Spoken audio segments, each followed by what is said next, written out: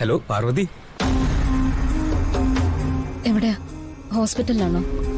അല്ല, ഞാൻ ഒരു യാത്രയിലായിരുന്നു. അവിടെ എന്തായി കാര്യങ്ങള്? പാർവതി മെഡിക്കൽ ക്യാമ്പിൽ വന്ന വിവരം അച്ഛനും ഏട്ടനൊന്നും അറിഞ്ഞില്ലല്ലോ.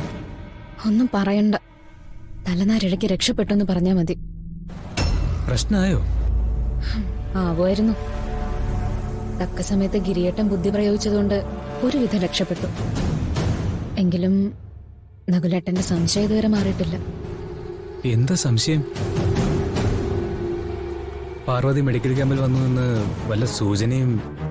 ഏയ്, ആ ഭാഗത്തേക്ക് ഏട്ടന്റെ ചിന്ത പോയിട്ടില്ല. അതിനുള്ള ഇടം ഞാൻ കൊടുത്തിട്ടില്ലല്ലോ. പിന്നെന്താ? ഞാനും ഗിരിയേട്ടനും കൂടി അവിടെ കറങ്ങാൻ പോയെന്ന ഏട്ടന്റെ വിചാരം. അതെ, അധികം ചിരിക്കണ്ട. എന്താ? ആ സ്റ്റുപ്പിഡായിട്ടുള്ള വിവാഹത്തിന് നാളെ മുഹൂർത്തം കുറിക്കാനിരിക്കും. എല്ലാ കാര്യങ്ങളും കുറച്ചു മുമ്പ് അച്ഛൻ നകുലേട്ടനെ പറഞ്ഞ് ഏൽപ്പിച്ചു. അവര് നാള് കുറിക്കിട്ടടോ, അതിന് നമുക്കെന്താ? എത്രയും പെട്ടെന്ന് വിവാഹം നടത്താൻ അച്ഛന്റെ പ്ലാൻ. നമുക്കിനി അധികം ദിവസമില്ല, അത് ഓർമ്മ വേണം. ഓർമ്മയുണ്ട്. താൻ ടെൻഷൻ ആവണ്ട. എന്തായാലും താനും ഇന്ദ്രനായിട്ടുള്ള വിവാഹം നടക്കാൻ പോണില്ല.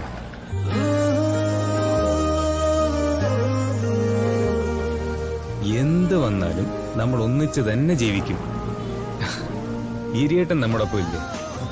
ആള് നമ്മളെ സഹായിക്കില്ല. ഗിരിയേട്ടൻ സഹായിക്കും, അതെനിക്ക് ഉറപ്പ് തന്നിട്ടുണ്ട്. ഗിരിയേട്ടന് ഞാനെന്ന് വെച്ച ജീവനാ. അതുകൊണ്ട് തന്നെ എനിക്ക് തന്ന വാക്ക് ഗിരിയേട്ടൻ ഒരിക്കലും മാറ്റില്ല. ആ വിശ്വാസം എനിക്കുണ്ട്. പിന്നെന്താ? താൻ സമാധാനായിട്ടിരിക്കെ. ഞാനേ പിന്നെ വിളിക്കാം.